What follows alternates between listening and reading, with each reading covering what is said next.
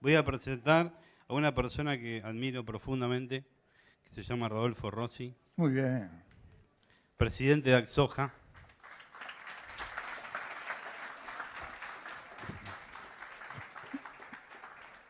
Rodolfo, buenas tardes. Tome asiento. Agustín Belido, de IBM.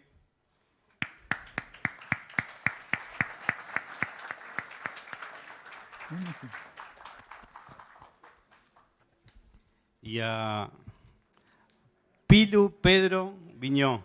Vamos a hacer una cosa así. Ahora explicamos por qué, Pedro. Bueno, todos esperaban a Pilu Giraudo. Pedro Viñó es el presidente de APRESID, es un honor y va a representar a Pilu en este panel. Bueno, como decía, es muy difícil para mí, atrás de Ricardo, que es un tipo que la tiene muy clara en esto de la conducción. Yo soy de la gráfica, entiéndanme que yo esto lo hago en pijama. Gracias. Así que vamos a hablar un poco de tecnología, con alguien de IBM, con alguien que usó la biotecnología toda su vida, y con Pedro, que la usa como un productor agropecuario. Vamos a empezar por Rodolfo, para que nos cuente cuál es su vinculación con la tecnología y por qué algunos dicen que usted es el papá de la criatura. Bueno, sí, tengo una hija, está un poco lejos, vive en España, pero para mí es la criatura. Después la soja. No, yo tuve vinculación con la tecnología desde la facultad. Yo estudié en la Universidad de Buenos Aires, la Facultad de Agronomía. El día que entré a la facultad por primera vez, se promocionaban, se presentaban orientaciones dentro de la agronomía, duró unos años.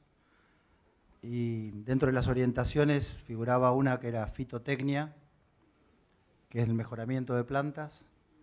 Y yo dije, esto es lo mío con 18 años. Bueno, hasta el día de hoy que estoy vinculado. Me gustaba la investigación biológica y cosa rara, habiendo nacido a 15 cuadras de acá, como vos sabés, y sin tener ningún tipo de relación con el campo, me interesaba la genética. Y yo pensé en ese momento que la genética era muy difícil trabajarla con humanos, que estudiar las herencias había que esperar mucho tiempo, y que con las plantas la cosa era un poco más fácil y donde los temas éticos iban a ser quizá menos. Eso lo pensé hace unos cuantos años. Bueno, a partir de ahí me incorporé durante los estudios a una cátedra de investigación. Eran momentos bastante difíciles en el país, en los 70. No fui a la cátedra de genética porque había sido movido todo su staff. Y me dediqué a algo raro, ¿no? Pero para mí, fertilidad y fertilizante. Hice investigación ahí. Y enseguida me gustaba la investigación para hacer mi tesis en ese tema y por una casualidad del destino vino un docente y me dijo, mira, acá tenés unas semillas de soja, eso fue en el año 74, la soja tenía 300.000 hectáreas, y ahí empecé y me vinculé con la soja, me recibí, me fui a trabajar prácticamente sin descanso al interior del país. Trabajé 42 años en agro, semillas, durante 15 años y en Nidera el resto. Y bueno, con 29 años tuve la posibilidad, si bien estaba en una pyme, porque la empresa agro en ese momento tenía 36 empleados, de los cuales había 4 ingenieros agrónomos, yo era el investigador, entre comillas, que tenía mi jefe, que era el gerente general, y ahí me empecé a vincular directamente con la tecnología, mejoramiento de plantas. Con 29 años empecé a tomar gente, hablaban de talentos, mucha gente que fue muy exitosa en el mejoramiento genético, que trabajaron conmigo y trabajan y bueno, todavía siguen generando mucha tecnología. Y bueno, en algún momento, después de 15 años de trabajar dirigiendo todos los programas y soja desde el primer momento, me dediqué a la soja y bueno, ya me tocó participar desde el inicio, prácticamente del inicio, del trabajo en equipo que había de la empresa que yo representé. Yo trabajaba Agro junto con Monsanto desarrollando esa idea que fue bastante difícil, que hubo muchas esa historia de los 80 fue bastante traumática con cómo se concebía la soja resistente al glifosato, hasta que, bueno, en el año 90, 91, empecé acá el programa de lo que yo diría la mejor definición dentro de nuestro sector, y no porque yo haya participado, sino de esas dos palabras que se usan ahora de innovación disruptiva. Creo que podemos escribir libros sobre el tema, y mi vinculación, bueno, haber desarrollado las sojas transgénicas para América Latina en ese momento, como nidera, pero como pata de, digamos, de un programa internacional, y bueno, a partir de ahí siempre ligado a la investigación, y bueno, hoy discutiendo si las nuevas breeding techniques o nuevas técnicas de mejoramiento genético nos van a solucionar los problemas que los transgénicos por ahora no nos pueden solucionar y probablemente no nos solucionen nunca. Pero creo que los transgénicos fueron parte de mi vida, básicamente la soja obviamente. Lo hablábamos cuando Nandi lo hablaba, en los 90 éramos 2 o 3 que hablábamos de esto, y hablábamos con los productores, mostrándoles las ventajas, y hablábamos con los ambientalistas, en jornadas memorables, y bueno, creo que después de tanto tiempo, hoy es una herramienta en todos los cultivos, como bueno, básicamente el algodón, el maíz y la soja, que han revolucionado la forma de producir, entre otras externalidades que tiene, ¿no? Y Rodolfo lo dice con una sencillez como si hubiese hecho un carrito Rulemani.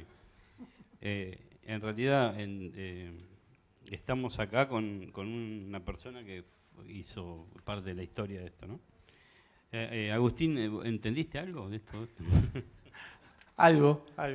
Bueno, contanos cuál es la vinculación de IBM con la tecnología y con el campo, y cuál es el potencial que ven ustedes como empresa en un sector tan dinámico como es la agroindustria, ¿no? Bueno, para empezar, entendí varias cosas de las que mencionabas recién, obviamente todas apalancadas por tecnología. IBM habla de la transformación digital, un poco lo contaba Santi antes, pero también habla de la transformación de las profesiones en torno a la tecnología. Y hablaste en un momento también de tu formación y de cómo estamos trabajando con entidades educativas a poder brindarle y facilitarle todas estas tecnologías para que en las generaciones futuras y en las que se están formando hoy, obviamente potenciemos esa capacidad que tienen a nivel profesional en términos de tecnología. Entendí algo un poquito, porque soy un pequeño productor de Entre Ríos por parte de mi familia, pero también hablaste de que empezaste solo o con 3 hablando acerca de la soja transgénica, y nosotros estamos trabajando mucho en agro en este último tiempo y venimos escuchando muchas organizaciones que vienen con mucha fuerza, con mucha potencia a tratar de agregarle valor con tecnología a la industria de agro, y también con mucho descreimiento de muchos productores diciendo la realidad es que no tengo Wi-Fi, me vienen a hablar de IoT, ¿qué es IoT? ¿Realmente me puede agregar valor? Yo creo que esto proviene de un proceso, ¿no? Entonces, en ese proceso yo creo que IBM encuentra un espacio muy grande de crecimiento. Nosotros, como IBM Argentina, estamos seguros de la explosión de la tecnología en esta industria, que aparte es vedette en nuestro país y que tiene un potencial gigante, pero que está muy ligada a las 2 primeras partes, a la parte educativa y a la parte de formación, y tratar de transmitir cuáles son las capacidades tecnológicas que hoy potencian las capacidades de los profesionales, y por otro lado acompañar a esos emprendedores, a esos innovadores que conocen mucho de la industria, para poder brindarle las herramientas para que las potencien y las lleven muy rápidamente al mercado. Mucho hablamos de industrias que tardaron 100 años y cientos de miles de personas en transformar las industrias, y hoy hay empresas que con 13 personas en un año transforman una industria, ¿no? Y tenemos ejemplos miles, con lo cual, nada, tenemos mucha confianza de que para apalancar a estos innovadores y a estos entrepreneurs en el mundo de agro en particular. Y Pedro Viñó, que es un productor agropecuario, usa esta tecnología. Vamos a hacer que vos vas a ser el receptor como productor, ¿no? Como usan esta tecnología, y hoy hablábamos con él antes del panel en el uso de la información. el potencial es muy grande. A nosotros nos parece que el uso de la información se reduce a muy pocos botoncitos y todavía no explotó el uso de la información en la agricultura. ¿Vos coincidís con eso? Sí, la verdad que sí. Primero hay que mirar un poquito para atrás, ¿no? Cuando yo empecé a trabajar en el campo, me hice cargo de la empresa nuestra muy chico, a los 22 años. Y por supuesto que arábamos, disqueábamos, encima en Bolívar, una zona un poco alejada de lo que es la zona núcleo, mixta. Y la verdad que tengo vivido un cambio muy profundo de lo que era cuando arranqué a trabajar en el año 92 a lo que es hoy la producción en casa. Cambios paradigmáticos muy profundos. Y cuando miramos un poco para adelante nos imaginamos cambios todavía más disruptivos, ¿no? Porque en realidad estamos empezando a conocer algunas cosas de universos enormes, ese suelo que se ve ahí, ¿no? Un poco descubierto para mi gusto, pero bueno. pero más allá de eso, 1 gramo de suelo, 10.000 millones de seres vivos. 1 gramo de ese suelo. 400.000 especies. Y conocemos nada de lo que pasa ahí.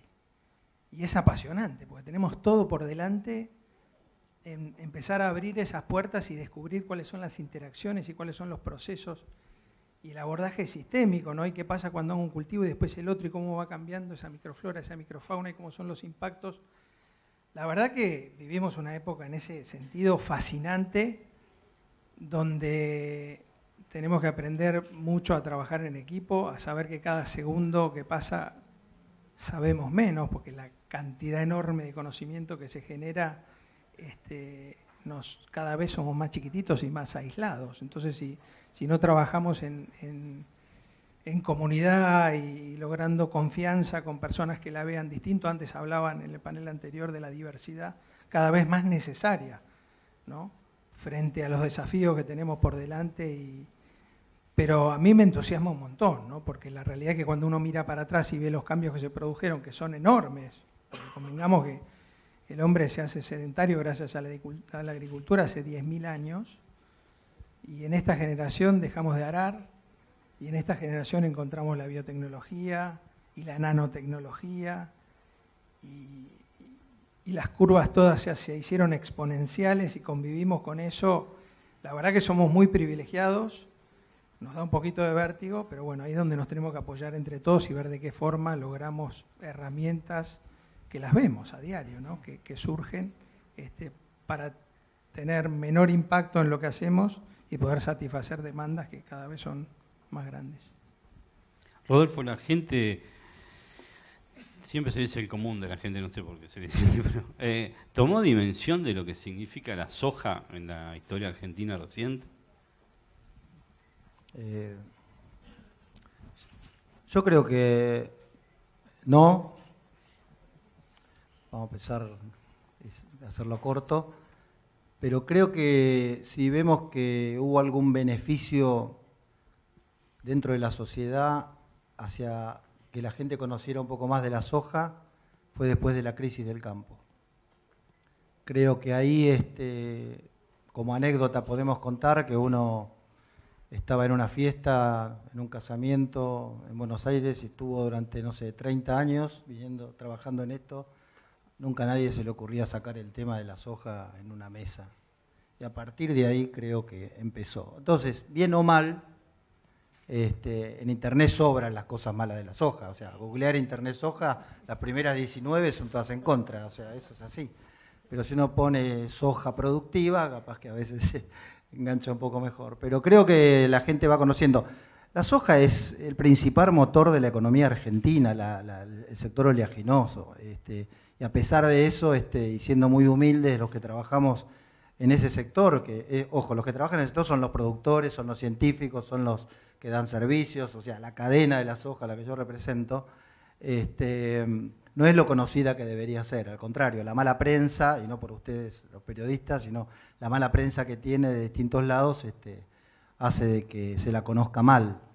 Pero creo que en general la gente de a poco, hablando de la gente común, de la gente de la ciudad, por llamarla o de alguna manera, sabe de qué se está hablando cuando se está hablando de soja. Por supuesto que muchos ligan al monocultivo, que es cierto, muchos ligan a que es un cultivo que no tiene mucho rastrojo y empobrece, entre comillas, el suelo, que las rotaciones son mucho más importantes. Esas cosas, obviamente, hay que ser muy sinceros, yo siempre lo he sido y de frente con el tema de la soja, pero creo que es el gran pivote de la economía argentina, es el pivote en la expansión agropecuaria, el que genera fronteras que después hay que cubrirlas con otros cultivos y con otras producciones animales. Pero bueno, todavía no está al nivel, digamos, de lo que debería ser. Como sector de la economía, hay sectores que se lo conocen mucho más y ya son insignificantes, ¿no? Y vos como hombre de afuera del campo, si bien tenés una producción ahí, ¿cómo ves esto que dice Rodolfo? ¿A qué le adjudicás que la soja no solo no esté reconocida? Yo creo que la soja impidió que este país se desapareciera, pero más allá de eso, ¿por qué crees que hoy tiene esta mala prensa? ¿Por qué está mal visto el tema de la soja? A ver, como ciudadano te lo pregunto. Sí, no, creo que nada, es un poco lo que mencionaba antes, ¿no? Creo que le tocaron algunos años de crítica compulsiva a raíz de alguna ideología para este país que hizo que se demonizara, ¿no? Eso por un lado, por el otro lado los aspectos, si querés, psicológicos de los que mencionaban al principio. Pero creo que esa es un poco la visión. Yo creo que nadie en la Argentina puede no entender que la soja es buena para la atracción económica, para la atracción y para intervenir en otros contextos económicos globales como productor. O sea que, en definitiva, yo creo que tiene que ver con eso, ¿no? Con un poco de la corta historia de mala prensa que tuvo, pero en algún punto todos tenemos la visión de que sin dudas es parte de la atracción de este país, ¿no? Y Pedro, ¿cómo se revierte esto? Y mucho trabajo, ¿no? Yo quiero agregar antes de decir cómo se revierte. Creo que la soja, yo estoy leyendo un libro de Angus Deaton, que es un escocés que fue premio Nobel de Economía en 2015, creo, que se llama El Gran Escape. Es el gran escape de la humanidad, de la pobreza, de la marginación y demás, porque la verdad que también nos toca vivir una época donde muchísimas personas, muchísimos hermanos que viven en otras partes del mundo empiezan a vivir mejor, ¿no? Esos números son reales. Y yo creo que la soja tiene mucho que ver con eso, porque en definitiva, yo siempre recuerdo que Víctor Trucco nos decía, en 1 kilo de soja tenés los aminoácidos y las proteínas necesarias para una familia tipo por día. No hay forma más eficiente de producir proteínas tan necesarias para la vida como con la soja, ¿no? Evidentemente, acá no tiene muy buena prensa, tiene que ver mucho con los liderazgos que hemos tenido, ahora empieza a cambiar un poco eso. Creo que tenemos que seguir profundizando ese cambio, ¿no? Como ámbito agropecuario no tenemos mucha representación, no tenemos voz, tenemos que preguntarnos por qué nos pasa eso y tenemos que actuar en consecuencia. Tenemos que juntarnos más, las instituciones sobre todo, tenemos que hacer mea culpa, tenemos que hacernos cargo, ¿no? Tenemos que salir un poco del rol de patrones de estancia, porque ya no somos más patrón de ninguna estancia. Entonces, si no nos adaptamos, seguramente nos van a seguir pasando por arriba. Es un desafío enorme, cultural, pero bueno, es la que nos toca y yo creo que nos va a ir mejor. Me parece que hay personas trabajando para que eso cambie y hay que contagiar para que seamos más, ¿no? La verdad que es un lujo tener amigos como Rodolfo, donde vamos a defender la soja juntos a China, por ejemplo. Y es un placer, y yo digo que hago al lado del monstruo Pero bueno, tenemos que visibilizarlos, ¿no? Porque en definitiva han hecho que un montón de argentinos tengan oportunidades también, ¿no? Y sin embargo eso todavía no se visibiliza. Bueno, ¿dónde está Solidagro? Levanta la mano, Solidagro. Bueno, ya que estamos hablando de soja, voy a aprovechar a pasar el aviso de Solidagro. Estamos trabajando en algunos comedores y estamos impulsando el uso de la soja texturizada. Cuando hablaban recién de lo que significa 1 kilo de soja, nosotros estamos trabajando en los comedores y sabemos que con 400 kilos de soja texturizada hacemos más o menos 10.000 empanadas. O sea que, y con nutrientes y con... pasé el aviso de Solidagro, pues soy miembro y hoy creo que también está parte de la organización de esto. Rodolfo, me queda preguntarle a usted también, hablando de tecnología, de biotecnología, ¿las empresas seguirán apostando a la tecnología si en la Argentina se sigue sin pagar el canon por el uso de ella? Mira, yo te voy a decir una frase que escuché hace no mucho y que dice que en un país que no hay respeto por la propiedad intelectual no es un país innovador. Yo creo que eso es contundente y creo que estamos hablando de esto, ¿no? Y no me refiero solamente a las semillas, sino a muchas otras actividades. Creo que la inversión viene obviamente de tener un rédito de esa inversión, eso analizándolo como un tema económico directo, pero lo concreto es que el país necesita mejoramiento genético local, adaptado, que un gen transgénico es un gen en 25.000 o en 100.000, que el germoplasma se desarrolla en los países y en los lugares, en las regiones donde van a impactar mucho más al productor, para el carácter que sea, los caracteres que sea.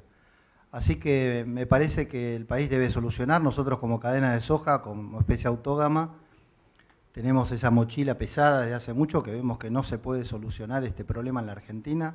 Somos un mal ejemplo en el mundo y está afectando, creo que, el futuro de forma muy importante. Sabemos que las empresas que trabajan en mejoramiento de soja en Argentina básicamente son dos. Tenemos un oligopolio de hace muchos años y ese oligopolio sigue investigando porque ha sido totalmente exitoso en Brasil, donde entre dos empresas tienen más del 40% del share en menos de 8 años de entrar en el mercado. Y eso hace que los equipos de investigación se sigan manteniendo y haya resultados que repercutan obviamente en la Argentina. Pero como administrador, hasta hace poco, de presupuestos muy importantes en investigación, no solamente acá, sino en otros países del mundo, creo que estamos en peligro.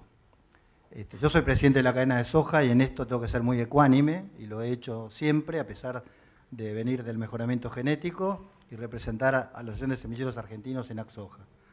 Pero realmente estamos frente a un peligro. Y lo primero que dije recién, creo que te debería doler el hecho de que no podemos considerarnos en este tipo de tecnologías, ¿no? Porque la genética no es solamente la genética, la mutante, el transgénico, las nuevas breeding techniques, el software que es muy necesario en cualquiera de estas etapas que estamos haciendo. Hoy en marcador molecular o en un laboratorio de biotecnología de marcadores moleculares, uno no puede no tener un estadístico, tener una persona de software, una máquina potente. Entonces, todo eso es inversión. Y bueno, en el país estamos en riesgo con ese tema, ¿no? Y lo digo desde el punto de vista de la cadena y lo asumimos como un tema de la cadena que esperemos que se solucione pronto, ¿no? ¿Y es difícil representar a una multinacional en un país que no es serio? ¡Qué pregunta! Yo en realidad vería la parte positiva, que es, ahí mencionaban acerca de las inversiones o las grandes inversiones que necesitas a veces como desarrollador para llevar adelante proyectos. Y en ese sentido, la tecnología está ayudando muchísimo. ¿Por qué? Porque Santiago creo que lo mencionó en la última parte, ya no hablamos más de proyectos millonarios con grandes volúmenes de licencias de software y grandes equipos con procesamiento. Ahora lo que llamamos cloud, lo que llamamos la nube, permite y facilita al desarrollo y a los investigadores a tener una capacidad mucho más fuerte por un valor mucho más chico, con resultados quizás de más corto plazo, o sea, poder hacer los famosos MVP que mencionaba recién Santi en su presentación. Con lo cual, la verdad que es un placer representar una multinacional en Argentina con mucha capacidad de crecimiento en agro, y por otro lado también ese rol de facilitador, ¿no? Ver el rol del facilitador, de la tecnología como facilitador para la explosión de los investigadores, de los científicos de datos que tenemos y muchos en este país. El otro día creo que te lo mencionaba antes del panel, estuvimos haciendo algunas pruebas con un veterinario, con caballos, ¿no? Y uno de los chicos que trabaja con nosotros, que es Data Science, que es un nerd, para llamarlo, ¿no? El famoso nerd, estaba al lado del veterinario y me miró en un momento y me decía, es un Data Science, y no lo sabe. En realidad el veterinario es un Data Science, y es verdad. O sea, hay gente con mucho conocimiento. Si el veterinario pudiera ver la capacidad que tiene de explosión con la información que tiene y la pudiera compartir y la pudiera subir a este tipo de tecnologías, no lo para nadie. Con lo cual, la verdad que nos gusta posicionarnos en ese lugar, ¿no? En el lugar del facilitador y en el de potenciar a todas estas profesiones, ¿no? En el país en particular. Bueno, y en la Presida hay un montón, ¿no?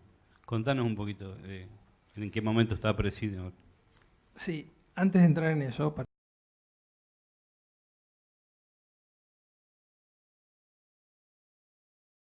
oportunidad. El mundo nos mira a América del Sur como el futuro en lo que es producción, mucho más allá de alimentos, ¿no? Lo que es producción sustentable, ¿no? Todos sabemos que en la agricultura del futuro nos vamos a descomoditizar y vamos a generar moléculas y cuestiones medio on demand, va a ser la cosa. Y nosotros tenemos la bendición de tener este sistema agroclimático y edáfico que nos genera una potencialidad impresionante. Y creo que estamos empezando a darnos cuenta que si seguimos sin tener en cuenta el tema de la propiedad intelectual, si seguimos nosotros mismos alejándonos de las oportunidades, esas inversiones no van a venir. Inclusive estamos lejos de los líos grandes que hay en el mundo, ¿no? Entonces, tenemos una oportunidad increíble. Creo que nos estamos empezando a dar cuenta. A mí me toca estar en una mesa donde estamos hablando de estos temas, y el otro día viene una institución que uno la miraría como diciendo, uy, esta, y se sentó y dijo, no, hay que ayornarse. ¿No? Nos estamos dando cuenta. Ojalá podamos capturar eso y en definitiva darle oportunidades a un montón de argentinos. O sea, es inconcebible que con el país que tenemos 30% de los argentinos estén debajo de la línea de pobreza. No entra en la cabeza de nadie, ¿no? Yo me pongo en la piel de mi tatarabuelo, de mi bisabuelo, yo soy quinta generación de productores. Me miraría y me decían, flaco, ¿vos qué estás haciendo? Nosotros laburamos, nos rompimos para generar sueños y demás, y hoy hay 30% de los tuyos que la pasan mal. Entonces creo que todo esto tiene que ver con eso, tiene que ver con generar un ecosistema donde puedan venir inversiones, donde pueda haber generación de empleo genuino, y eso todos lo olfateamos, está ahí cerquita, no está lejos. Creo que nos estamos empezando a dar cuenta y me parece que ese es un mensaje que tenemos que dar y tenemos que estimular. La verdad que es un buen mensaje de esperanza, ¿no? Porque estuvimos medio tirando pálidas. Bueno, para explicarlo por qué estamos así, hay que solamente vivir acá y por ahí la gente de afuera, los que no viven en Argentina, no se explican y nosotros lo vivimos y vemos cómo las cosas se fueron degradando. Pero bueno, coincido en que estamos en una bisagra histórica, que la gente se está dando cuenta que tenemos una gran oportunidad. Y un poco este es el mensaje que podríamos dejar, ¿no? Una multinacional trabajando en un país complicado. Y me olvidé de pasar el chivo institucional, imagínate. Y yo te estaba preguntando cómo estaba Presida y te prendiste con esto. Así que bueno, yo la verdad que quiero que le den un gran aplauso a los tres,